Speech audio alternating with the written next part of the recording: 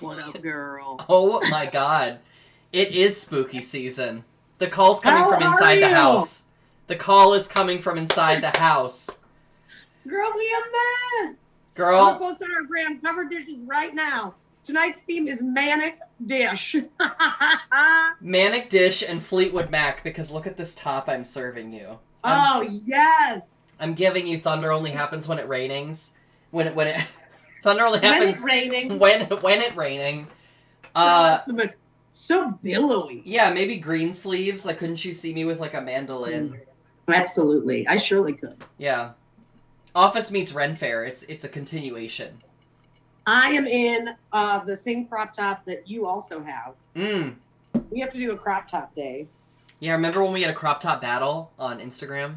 Yeah, and I lost. I always lose. I don't know why I bothered with fashion battles. What's happening with my hair? Anyway. But wasn't it nice of her to try? Girl. Sounded like Katharine Hepburn. Last week we did tea. This week we're doing something a little stronger. I'm back to my Oregon Pinot. See you out there, Joseph. Our biggest fan who likes calling out my passion for Pinot. And I'm back to Scotch. I don't even know what this is. McClaghorn? McGillicuddy? I don't even know what this is, but it's McGillicuddy. McGillicuddy. It's a 5-year. Mm-hmm. In oak barrels with the 5 famous months. McGillicuddies. It's the 5-month Scotch. Girl, let me ask the question I ask every week. How are you? You know what? I'm getting by. Day by day, I'm getting by. That's not from anything. That's just Hello. how I feel. How are you doing? Yeah. Yeah, okay. You know, and in the spirit of that, we picked a really light topic tonight, didn't we? You know what? So when we were talking about the topic, and by the way, just like peeling the curtain back, dear readers, we do normally really collaborate on topics, but for some reason this week we didn't collaborate, and it was really just Eileen's choice. And it's so funny you bring that up because I was talking to someone today about the dish, and I was like, yeah, Eileen picked a super heavy topic, and I don't think either of us are ready for it emotionally. Yeah, I mean, it's kind of the nature of the subject matter. Like, are you ever really ready for transition relationship? And the answer is no. The answer is no. Yeah, let me just dive right into it. So there's 2 real situations you might find yourself in. One is you are beginning a relationship first, and then at some point you transition. Or you have transitioned, and then you're in a relationship. Right? So there's sort of like the before and the after situation. Yeah. Column A, column B. If you're in column A, which is you're in a relationship and then you decide, I'm going to transition, or my partner's going to transition. My advice is don't avoid the topic, because it's scary, right? Like, I think every trans person has been afraid that, like, our relationship will not withstand me transitioning. And you know what? Like, the odds are not great. Like, I'm not going to lie to you. Like, Many of them don't survive transition, but the alternative is that you continue a relationship to not be yourself, someone other than who you really are. Yeah, which is also like a form of betrayal to self that we just can't tolerate here on the dish. So we don't condone that. I have 2 things to say. First thing, you better work. No, I have 2 things to say. The first thing is actually when I started doing like trans like civil rights work in upstate New York, I ended up getting connected to a couple in upstate New York who was struggling, and they had been married and they had kids and all this. And then so one of them transitioned F to M, and I became kind of like their pseudo therapist with no skills. So it was not a good relationship, but like they'd call me and talk through stuff. And because they're like, you know, and it was a lot on her identity because she was really a lesbian and he wanted to be completely stealth, and that fucked with her identity. Right. And all that stuff. Anyways. So I think about this, I was like 21 and they would call me like every other week. And I'm like, that was extremely unhealthy. And like, they should have gotten a real therapist. But the other thing I will say, and this might be controversial, I actually don't know. So Eileen, maybe check me because I don't know, is yells. Let's find out. Not where you thought you'd get it. Just in the Ohio State House. So, no, one of the things I always talk about with people, because I've received a fair amount of calls from people who are like, my partner's transitioning. And for some reason, I'm their like Paul. That doesn't surprise me at all, by the way. You always sell yourself short, and I'm sure the real story was that you were exactly what that couple needed in that moment. But no, they didn't make it. Oh, well, yeah. But the and oh my God, we're so manic tonight. So the one thing I will say about it is when I do hear this from people, and I've had, you know, a lot of conversations, I say, look, like anything else in a relationship, to me, transitioning, and I mean this not in a bad way, is a selfish experience in that it's self-focused, it's self-centered. Yeah. And it's not a bad, fuck you, girl. You heard it here first, Brooke. But folks, Brooke thinks everyone who's transphobic. God damn it. I think Twitter needs to know about this. Please, wait. Show everyone how you Twitter, just again. Good. Yeah. You want to go for the it. Rings. The rings are the really, the ASMR. Oh, I love that ring. So anyways, like it's an incredible, like anything, like if you go back to school to get a graduate degree or like whatever you do in a relationship where you're like, hey, I am going to be pouring into myself significantly more for an indefinite period of time. I think the word indefinite is really key because as you know, girl, it's like, well, are you done transitioning? Like, Did you finish? I finished early. Did you finish? Yeah. It's not the SAT. Yeah, no. So, yeah. Do you know what I'm saying? So for me, I'm like, look, think about any relationship. Like that is a lot to withstand. And if you just zoom out, and not that it's comparable to other things, but like it's not comparable to getting a graduate degree, but like any situation, any mental health crisis, a caregiver situation where you're caring for someone, where you pour into not the relationship, that what can survive that? It's hard. It is. I like how you said that we need to sort of be prepared for this to go on for a while. You know, this is going to be a process, an ongoing process, and you don't, you should let yourself go with the expectation that this will be over and done with at some point and things will go back to the way they were, because this is a fundamental change, right? This is a shift. So we have time. We don't have to figure it all out, and we don't have to do it well. I forget where this framework came from of like releasing yourself of the expectation of doing something well. Like, why don't we just take that off the table? We're gonna work through this, and we're gonna laugh, we're gonna cry, we're gonna make mistakes. We're both gonna be embarrassed. We're gonna process through a lot of shame. And another fundamental thing I would say, having gone through this, is that what you need as the person going through transition is related to, but fundamentally different than what the partner needs.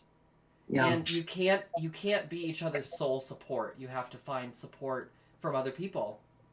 Trans people, you know, you have to have a support network of other trans people to kind of like talk to reflect your experiences off of, because you can't just talk to your partner and expect them to understand what you're going through, because they can support you through what you're going through, but they can't understand it. That's just, you know, it's not their lived experience.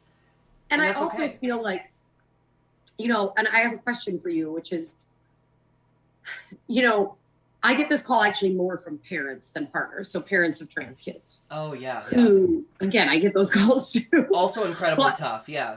But one of the things I always try to like explain or say is like, you have the right to grieve the loss of your child in the way you thought they were going to be. So you're allowed to grieve your son if they're transitioning to be your daughter, or vice versa, if they're being binary, right? And it truly is grief, you're right. Right. And I think, you know, what do you say to someone? In dating transitioning folks multiple times, you heard it here first, folks. She's gonna trans him. You know, there is an element of like grieving himself that feels incredibly mean and transphobic as a partner, because you're like, no, I love you, right? But like, oh my God, and oh my God, the surgical changes or the medical changes on top of that, like, it gets complicated. Well, what if I really liked your boobs and now you don't want your boobs? Yeah, unless you're like this perfect pansexual person that is attracted to all gender presentations, which like Brooke. you see it playing out in real time. Most people fall in love with a partner given a certain set of parameters, and when you transition, you fundamentally change. Like the way you smell changes, the way you look changes, the way you carry yourself changes.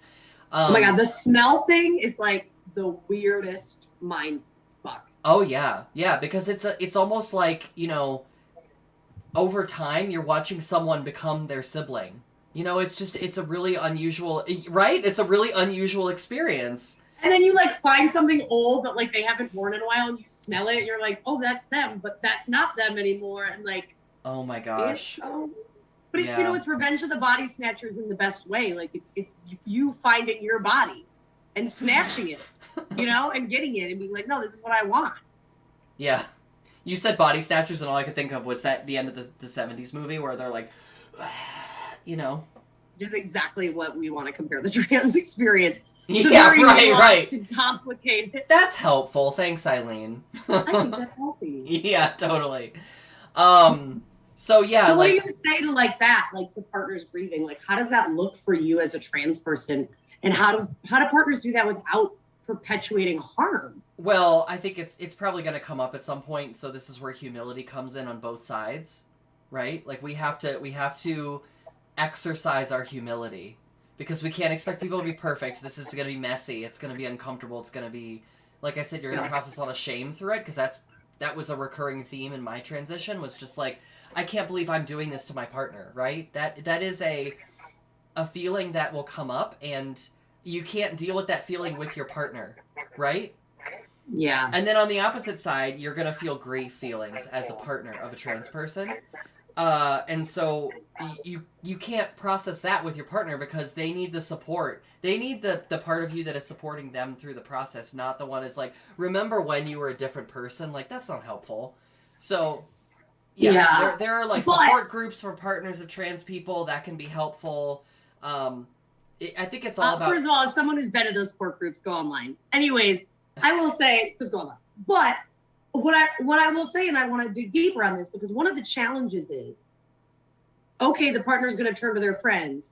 You have to take a look at your friend group, because when one of my, oh my God, big gay energy, one of my partner's best friend was transitioning. Mm-hmm. And she was like, she literally told me, and it was the one moment of truth in our very tumultuous, destructive relationship, #protection order, that she said, I think you came into my life actually to make me be okay with my best friend transitioning. And I was like, what a fuckhead you are. Like, how terrible are you that like you needed me, but also like, I'm like, you clearly did, because you were not ready. And I think one of the things with partners, you have to look and go, oh my God, I don't have a support system. Why? Is it because you don't have anyone in your life who has lived the trans or non-binary experience, or your whole world is so cis? Because that's on you. You need to find support outside of your partner, but support from people who have experience, because and then look to yourself. If all your friends are cis, white, and gay, like, that's on you, because that's the other challenge. Partners will be like, well, everyone else to talk to about it. And I'm like, all right, well, let's figure it out, homie. And that's why I get the calls. It'll be like my friends, roommates, pastors, dog sitters, mom. And they're like, my kid's transitioning. Yeah, and I'm what do the neighbors think? Connection. Yeah. Right? Yeah. I think that certain circumstances at the beginning of a transition in a relationship are set up for more success than others. Like, if you are not like a trans affirming person yourself, and your partner comes to you and says, hey, I'm transitioning, like the learning curve, the development that's needed is going to be steeper than if you're like, I'm aware of trans people. I have, I'm open to this. I'm willing to learn, et cetera, et cetera. You know what I'm really discovering as I think about this, Brooke, is that maybe trans people, we should just be dating each other. Can you imagine how nice it would be? Like, and I've read this too, like this delightful, fabulous, delightful article about these two trans teenagers who are dating each other that was like making the rounds of the internet a few years ago. I read that article. It was precious. Yeah, and I was like, where are they? You know what I mean? Like, right. I'm very happy with my partner of 11 years, but I'm just saying there's a lot that you don't have to go through, because the other person does have that lived experience. Yeah, and I think it's gotta be so refreshing. Oh my God, I can't even imagine it as like a Mm-hmm. cis person who's dated trans folks. And frankly, like, you know, it was, there were moments of friction also because of my queer identity, right? Like you're too out and you're too this and you're too, right? And like, if they were, my first trans partner was Stell. He was a history teacher, junior high history teacher. That's totally in the hot. closet. Oh my God, it was so hot. And he roofed in the summers and he like took his shirt off and had like tattoos and listened to country music. It was big Channing Tatum energy. Did he also sell tractors? It was like so blue. It was just so Patrick Swayze in Roadhouse. But anyways, Yeah. and I remember him being like, you can't go to Pride. I also want to point out he had every right to do that.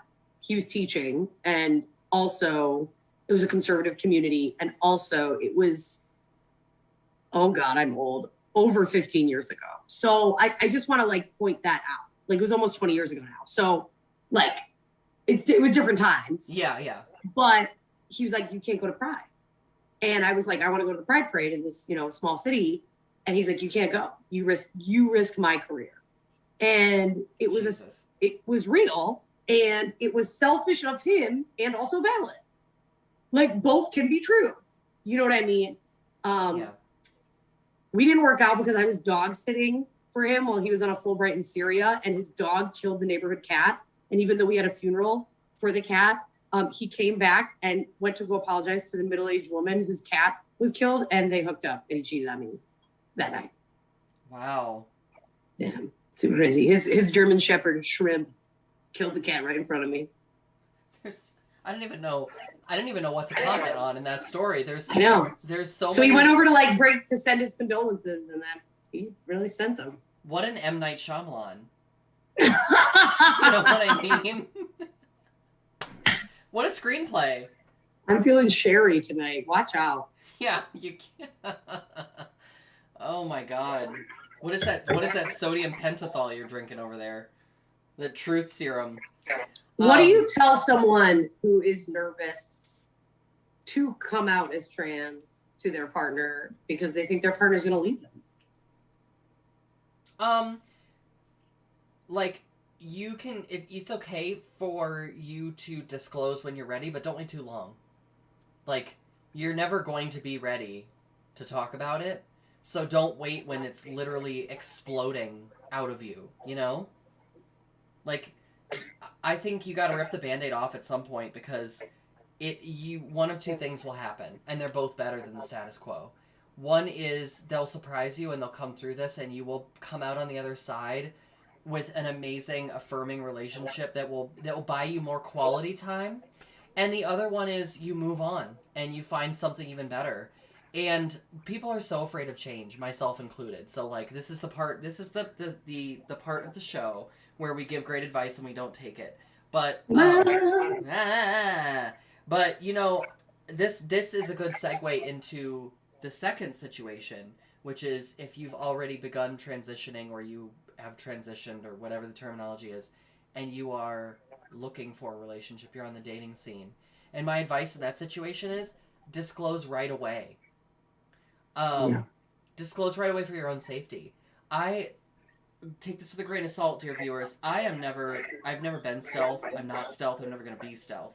Because I just, like, look at me. I have a purple bowl cut. Like, I'm out loud in my life. I'm a performer. That's just who I am, okay? I'm not judgmental about people who are stealth for their safety or where they live. It's not safe for them to be out, etc., etc. But you have to disclose right away, because if you don't know someone really well, they could turn out to be really cool, but then be super transphobic and violent when they find out. And you do not want to be in that situation. Remember that one harrowing story I told you? You know the one. You know the one. Where I like wanted to buy Eileen like mace for her to just like leave her house. Yeah, I was like, "Where's my stun gun? It's in my other purse." I met this guy at Dick's Den, and we made out, and then we got in his car. I was like, "Hey, do you wanna get out of here?" And I was like, "Yes, I do." Got in his car, driving on 315, and that was the moment that I chose to disclose that I was trans. Which I would just like to point out, your dear idea. I had already asked her at Dick's Den if she had disclosed, and I got a drunken bourbon soaked yes. Oh my God. But to be fair, my we God. were dancing together all night, remember? Because I had a crush on that bassist who was engaged and didn't tell me. Ah, Hey. and men are trash. Anyways, you heard it here first, and only here. So Don't add then us. you left Yeah, with him. I sure did.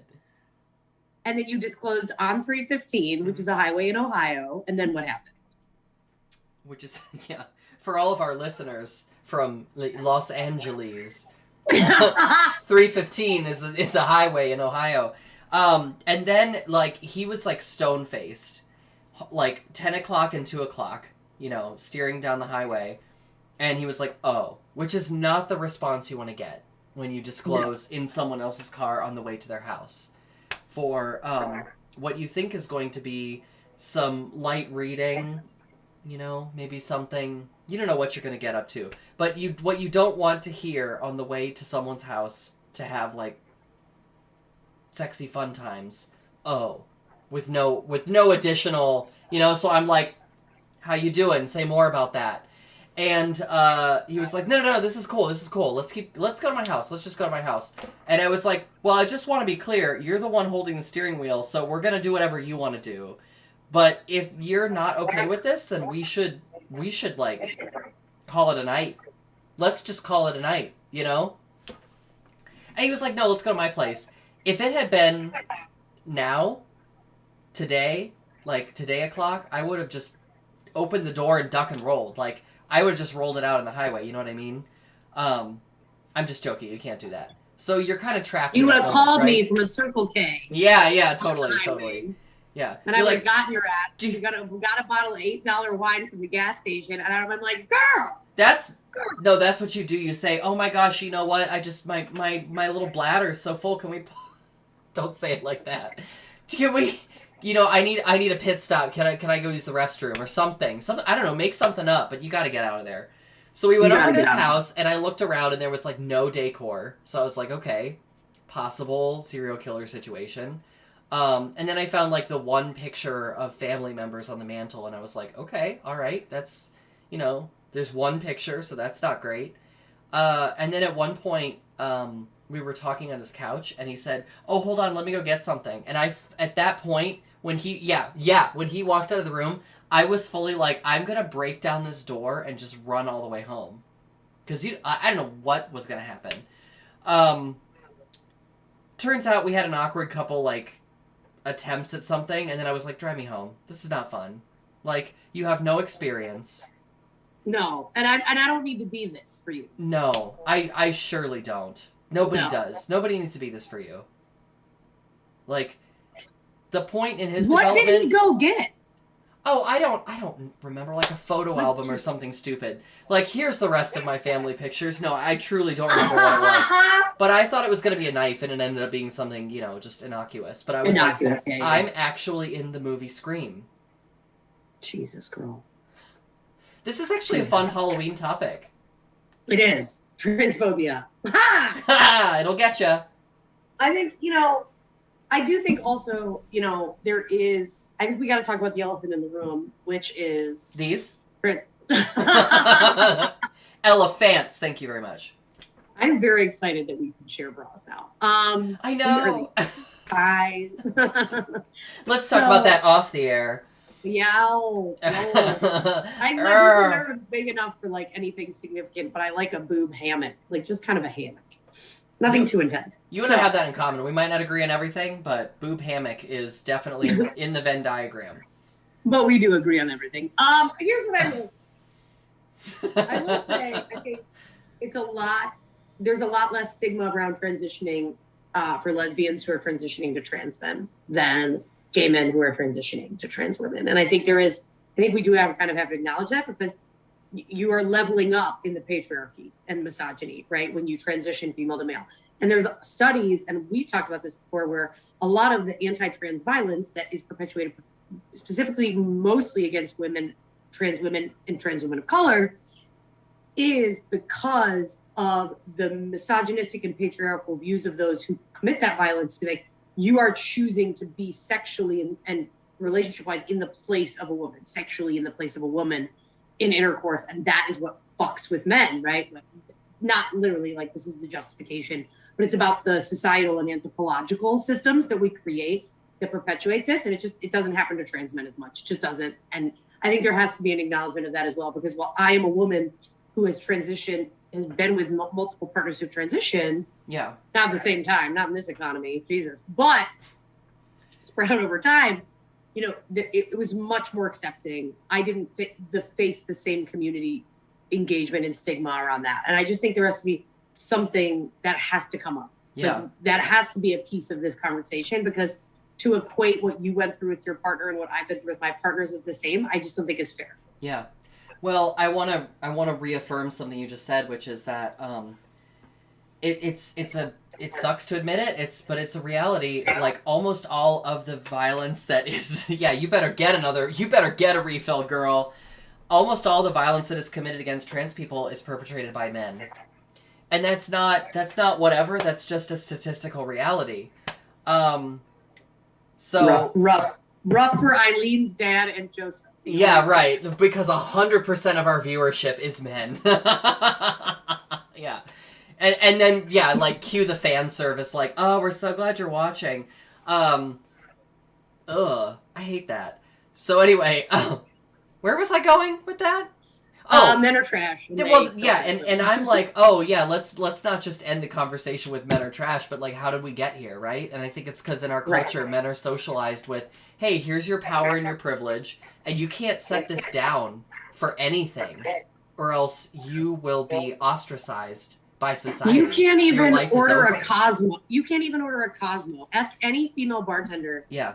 Men will come up and be like, I want this, but I don't want it in the glass, in the pussy ass glass. Yeah. And you're like, what is happening? It's wild. You can't even order a martini. It's wild. You know the guys who won't wipe their butt because they're afraid that like touching their butt makes them gay. Like, if you don't think the rabbit hole goes that deep, like just spend any amount of time on the internet. Is that real?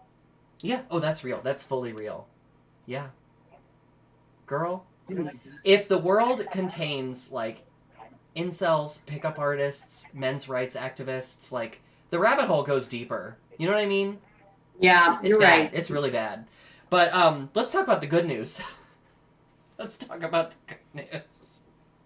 Oh my God, get that wine, girl. Get that wine. The good news is, I hate to be like there are plenty of fish in the sea, but like, take it from me, okay?